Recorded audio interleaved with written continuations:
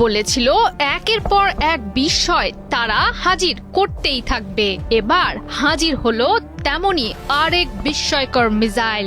Iran ফিরিয়ে আনলো হযরত আলী রাদিয়াল্লাহু তাআলা আনহু এর স্মৃতি। তার সেই দুই মাথাওয়ালা মহাশক্তিশালী তলোয়ারের নামাঙ্কিত জুলফাকার মিসাইল ছুটতে শুরু করেছে ইসলামী বিপ্লবের ইরান। জুলফাকার এমন এক কঠিন জ্বালানি চালিত মিসাইল যা 600 কেজি বিস্ফোরক নিয়ে যে কোনো প্রতিরক্ষা ভেদ করে আঘাত হানতে পারে। জুলফাকারের শক্তি এখন বুঝতে পারছে ইসরায়েল। ইরানের নিরাপত্তা বাহিনীর স্তম্ভ Islamic revolutionary guards corps IRGC জানিয়েছে চলমান অপারেশন ট্রু প্রমিস 4 অভিযানটির 76 ও 77 নম্বর ধাপে তারা ব্যবহার করেছে জুলফাকার ক্ষেপণাস্ত্র।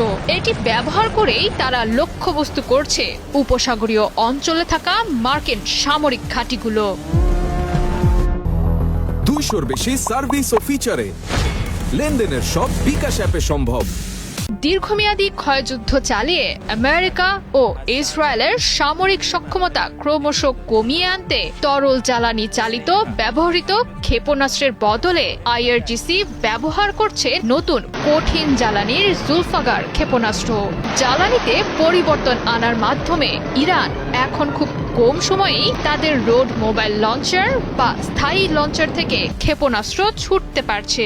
এতে করে সহজেই বিভিন্ন জায়গা থেকে হামলা চালাতে পারছে ইরান। কঠিন করে তুলেছে প্রতিপক্ষের জন্য লক্ষ্যবস্তু ধ্বংস করা। প্রায় 700 কিলোমিটার বা কিছু ক্ষেত্রে 1000 কিলোমিটার পর্যন্ত স্বল্প পাল্লার ব্যালিস্টিক ক্ষেপণাস্ত্রটি বহন করতে পারে 450 থেকে 600 কেজি ওয়ারহেড। এটি লক্ষ্যবস্তুর প্রায় 100 মিটারের মধ্যে থাকা লক্ষ্যবস্তুতে হানতে পারে নির্ভুল আঘাত। মিসাইলটিতে আছে শেষ ধাপে আলাদা হতে সক্ষম ওয়ারহেড, ফলে রাডারে শনাক্ত করা কঠিন হওয়ার পাশাপাশি বাড়ে আঘাতের নির্ভুলতা। ক্ষেপণাস্ত্রটি শুরুতেই ব্যবহার না করে পরবর্তী ধাপে ব্যবহার করায় বিশ্লেষকরা একে দেখছেন ফেজড এসকেলেশন বা ধাপে ধাপে উন্নত অস্ত্র ব্যবহারের কৌশল হিসেবে। অর্থাৎ ইরান প্রথমে যাচাই করছে প্রতিপক্ষের প্রতিরক্ষা ব্যবস্থার প্রতিক্রিয়া। পরিস্থিতি বুঝে পরে তারা আরো নির্ভুল টিকে থাকার মতো ক্ষেপণাস্ত্র ব্যবহার করছে।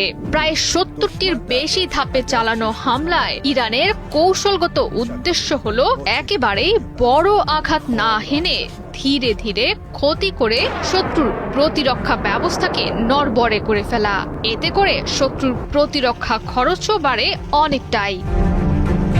ইরানের দাবি জুলফাকার ক্ষেপণাস্ত্রটির মাধ্যমে তারা ইরাকের বাগদাদে ভিক্টোরিয়া ঘাঁটি, বাহরাইনে থাকা মার্কিন ৫ম নৌবহরের সদর দপ্তর, সৌদি আরবের প্রিন্স সুলতান বিমান ঘাঁটি, কুয়েতের আলী আল সালেম ঘাঁটি এবং সংযুক্ত আরব আমিরাতের আল ধাফরার মতো গুরুত্বপূর্ণ ঘাঁটিতে এনেছে জোরালো আঘাত। এসব ঘাঁটিগুলো থেকেই পরিচালিত হতো মধ্যপ্রাচ্যে মার্কিন বিমান জ্বালানি সরবরাহ সহ প্রয়োজনীয় কমান্ড। জয়া সরকার, ৭১।